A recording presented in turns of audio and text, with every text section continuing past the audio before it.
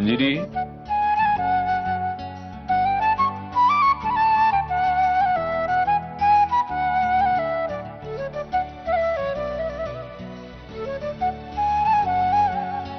ए, उठायचं नाहीये का?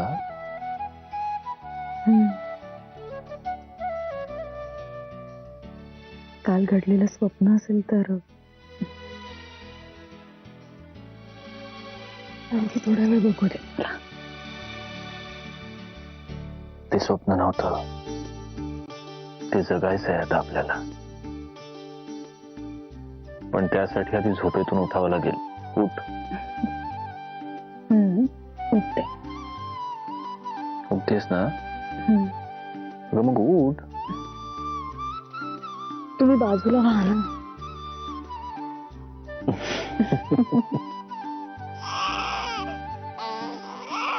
घ्या, आपला अलार्म वाजला.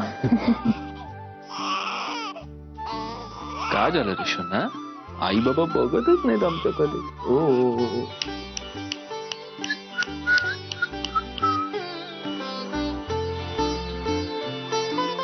मंजिरी, आज मी जरा बाबांकडे जाऊन येईन. त्यांचीही माफी मागायला हवी. अहो पण बाबा नाहीये तिथे. म्हणजे तुम्हाला सांगायचं राहिलं, बाबा युकेला गेलेत. आज सकाळचीच फ्लाईट होती त्यांची. युकेला? बारशाच्या दिवशी आले तेव्हाच मला म्हणाले, काही दिवसांसाठी मी युकेला चाललोय, काहीतरी महत्वाचं काम आहे वाटतं त्यांचं. हा, तर आपण काय म्हणत होतो?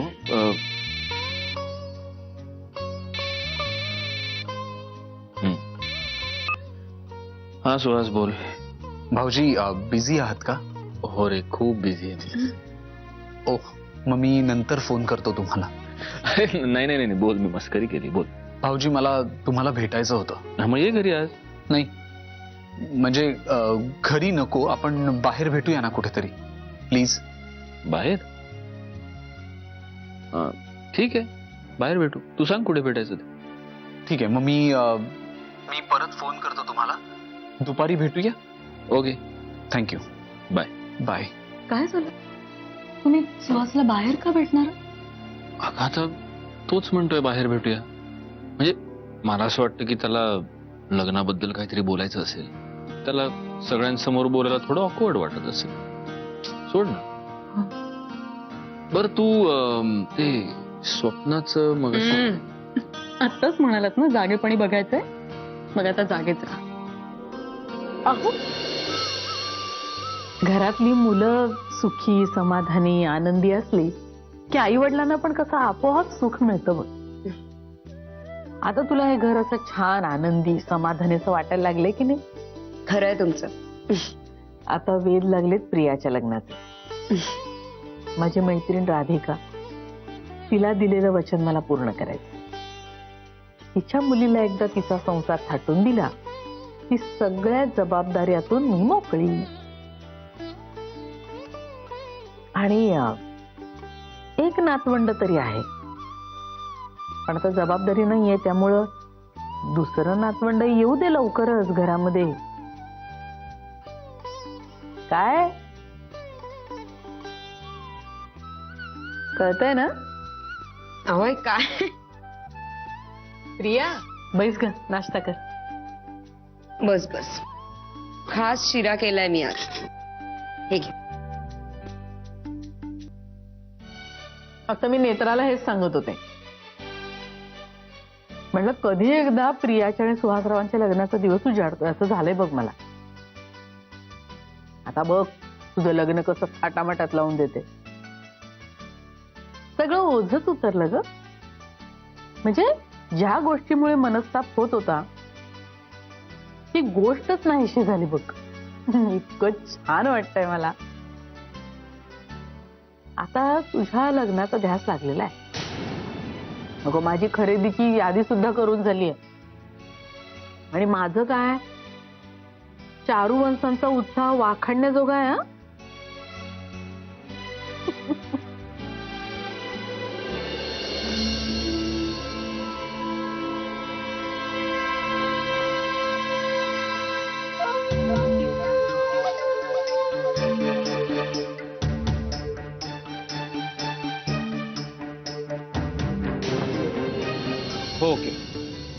हा मी सत्यजितशी बोलून तुम्हाला कॉल बॅक करेन. बाय. बहिणी आत्ताच माझं आपल्या वकील साहेबांशी बोलणं झालं. सत्यजितला 1-2दा पुण्यात जावं लागेल फक्त चौकशीसाठी आणि त्याला आणखीन कुठल्याही प्रकारचा त्रास होणार नाही याची काळजी आपले वकील साहेब घेतील. थँक्यू भाऊजी, खरंच थँक्यू. वहिनी अहो थँक्यू म्हणून असं उगाच पर्क करू नका मला. भाऊ मानता ना, मग बहिणीने असे भावाचे आभार मानायचे नसतात. हो, उलट भावाचं कर्तव्य असतं बहिणीच्या पाठीशी खंबीरपणे उभं राहायचं.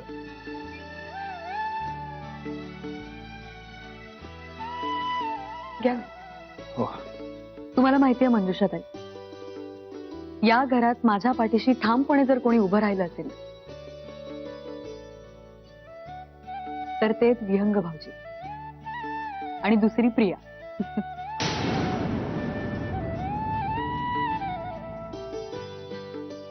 हो ना, विहंगाचा स्वभाव त्यांच्या बोलण्यातच कळतो. नाही म्हणजे इतर लोकांसारखं साधेपणाचा आव आणावा लागत नाही त्यांना.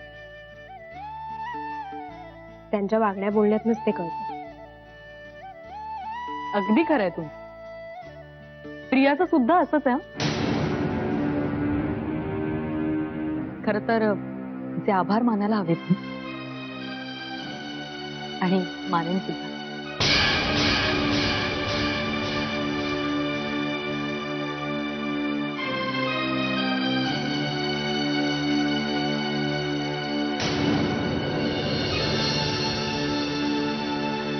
भाऊजी बस बस. अरे मी म्हटलं बाहेर कशाला भेटायचं, आपण इथेच भेटू.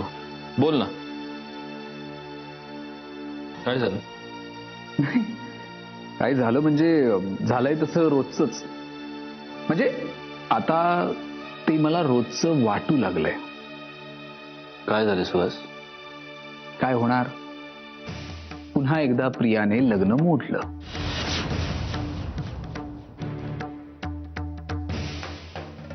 काय? हो हो, मग सांगतोय काय मी. भाऊजी भाऊजी हे सगळं काय चाललंय? म्हणजे प्रिया दरवेळेला काही ना काहीतरी कारण काढून माझ्याशी भांडते आणि पुन्हा तेच तेच तेच सगळं चालू आहे. भाऊजी मी मूर्ख वाटतो का? सुहास सुहास तू तू प्लीज शांत हो जरा. मी शांतच आहे. मी शांतच आहे नेहमीप्रमाणेच. आणि मी काय करणार, काय करणार काय मी दुसरं? शांतच राहावं लागणार आहे मला. प्रियाला कितीही समजून घेण्याचा प्रयत्न केला, तिच्या कलीने वागण्याचा मी प्रयत्न केला, तरी सुद्धा दरवेळेला प्रिया काही ना काहीतरी प्रॉब्लेम उभा करणार, काहीतरी कारण काढणार, माझ्याशी भांडणार, लग्न मोडण्यापर्यंत जाणार. भाऊजी लग्नाच्या आधी ही अवस्था आहे, लग्नानंतर काय होणार आहे? सुहास तू प्लीज तिची मनस्थिती समजून घेण्याचा प्रयत्न कर. काय सध्याची मनस्थिती प्रियाची? काय झालंय काय? अरे असं काय करतो सुहास? त्या दादानं तिला किडनॅप केलं होतं, त्या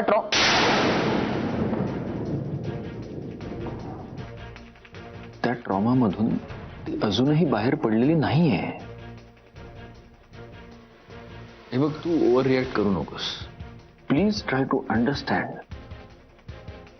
हे बघ मी तिच्याशी बोलतो. बोला तुम्ही तिच्याशी. पण मला वाटत नाही यावेळेला प्रिया ऐकेल.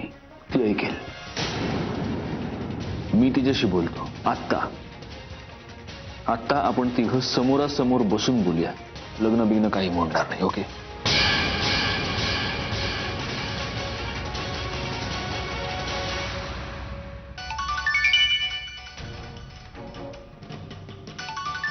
सत्यजित,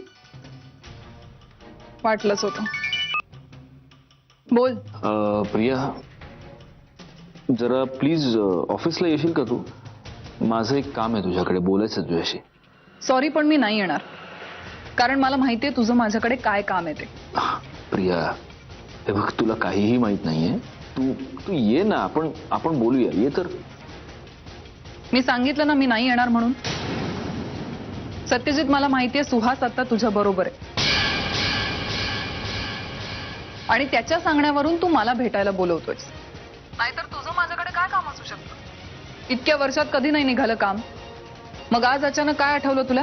प्रिया, जर तुला सगळं माहितीच आहे तर मग तू येच, आपल्याला बोललं पाहिजे. माहितीये म्हणूनच येणार नाहीये, आणि या गोष्टीत तू माझ्यावर जबरदस्ती नाही करू शकत. प्रिया, सत्यजित झालं असेल तर फोन ठेव, कारण मला इतर बरीच काम आहे. बाय.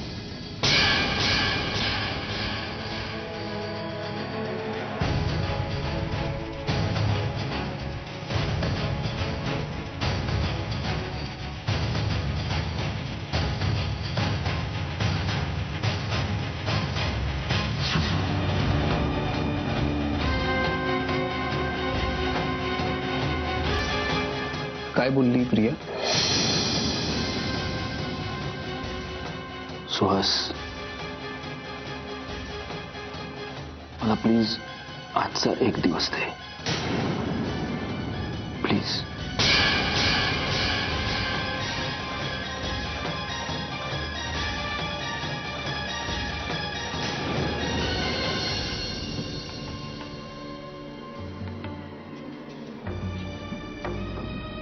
त्या कामात आहात का? दिसत नाही? डोळं फुटलेत वाटतं तुझं. हे बघा, तलवार काढून लढाईला तयार होऊ नका. मी महत्वाचं बोलायला आले तुमच्याशी, त्यामुळे नीट बोला माझ्याशी. तुला बघितलं ना की मला नीट बोलावंसंच वाटत नाही. हे बघा, मग तो तुमचा प्रॉब्लेम आहे, आणि मुळात मी आता इथे तुमचा प्रॉब्लेम डिस्कस करायला आलेलीच नाहीये. मी प्रियाबद्दल बोलायला आली आहे. समजावा जरा तिला. वेड्यासारखं वागायला लागली ती. अति शहाणपणा करत होती तोपर्यंत ठीक होत, पण आता हे जे काही वेड्याचे झटके येतात ना, ते महागात पडणार आहेत तिला. आता प्रियाला काय शिकवायचं हे तू मला सांगणार? अगं, तुला स्वतःची तरी अक्कल हाय का? उंचीत भर आणि अक्कल पोट भर, मला ज्ञान शिकव. मी नीट सांगायला आलीये तुम्हाला काही. ऐकायचं असेल तर ऐका, ना तर खड्ड्यात जा. खड्ड्यात तू जा, कळलं? आणि प्रियानं असं काय केलंय की तू तिच्या मागे लागलीस ते? मी प्रियाच्या मागे लागलेली नाहीये.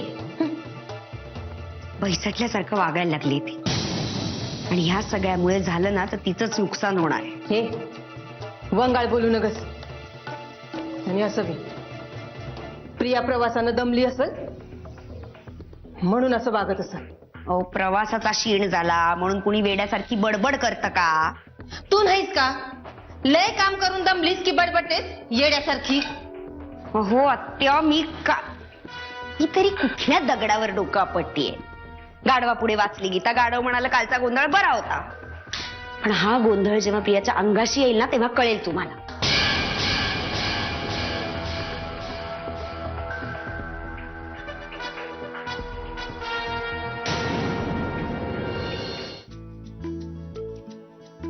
ये बात, आज फुल सेलिब्रेशन झालंच पाहिजे. हा, आता म्हणजे दारू आणि बियर हे ओघाने आलंच.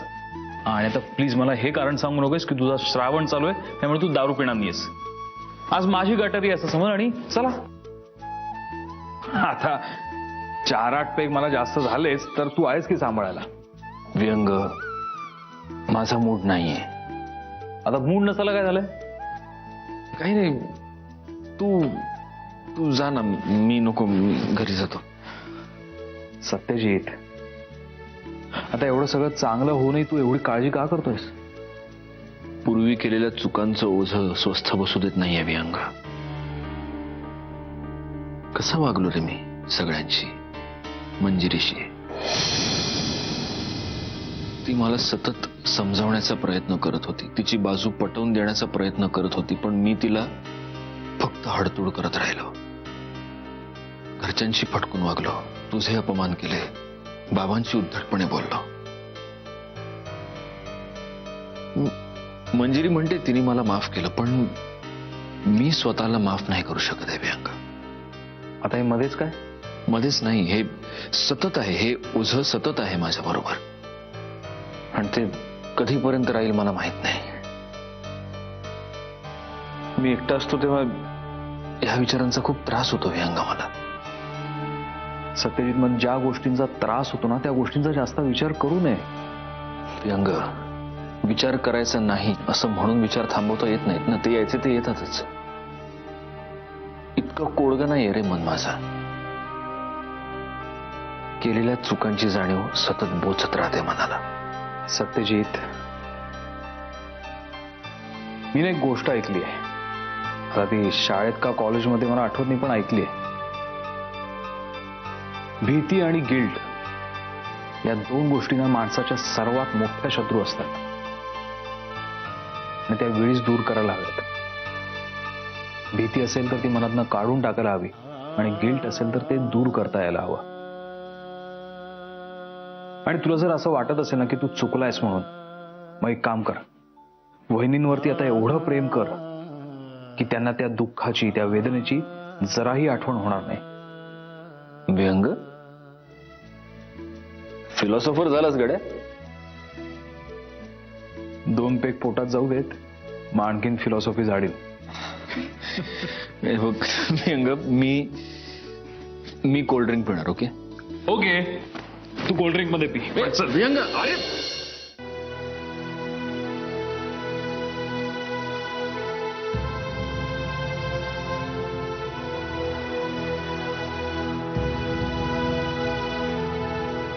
प्रिया,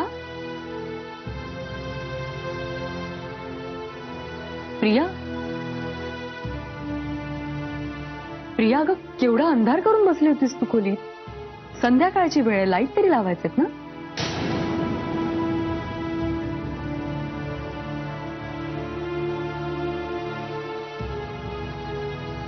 अगं काय झालंय तुला? हा, बोलत का नाहीयेस? प्रिया, तू बोलली नाहीस तर कसं कळणार आहे मला काय झालंय?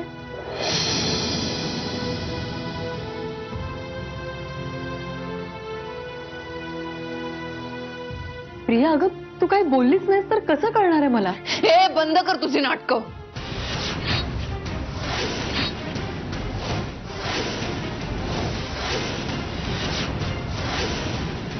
हे तुझं खोटं बोलणं, वागणं बस झालं आता. माझं आयुष्य उद्ध्वस्त करून मलाच विचारतेस काय झालं म्हणून. माझ्या आयुष्यात जे जे सुख होतं, जे जे काही माझं होऊ शकलं असतं, ते सगळं हिरावून घेतलंस माझ्यापासून. माझ्या सत्यजितला, माझ्या प्रेमाला तोडलं आणि वर तोंड करून मलाच विचारतेस काय झालं. मंजिरी, आजपर्यंत माझ्या आयुष्यात प्रत्येक आनंदाच्या क्षणाला मुकले मी तुझ्यामुळे. प्रिया, अगं काय झालं तुला? तू तू एवढी का चिडलीस माझ्यावर? हा, किती निर्लज्जपणे विचारतेस ना हे. मी उगीच त्या भिकारड्या आशिषचा जीव घेतला, कारण माझी खरी शत्रू तर तू आहेस.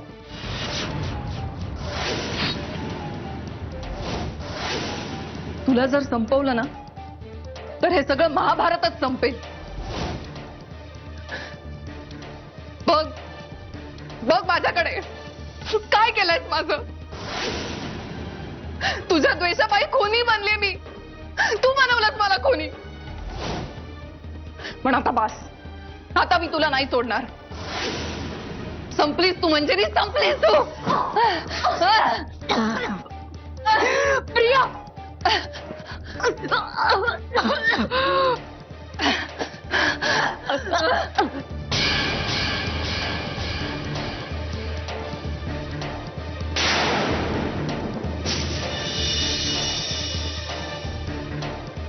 प्रिया, अगं काय झालंय?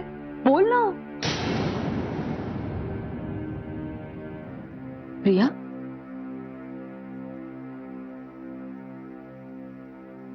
अगं काय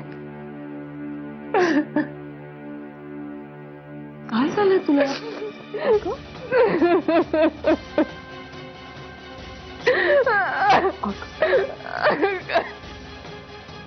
रडू नको.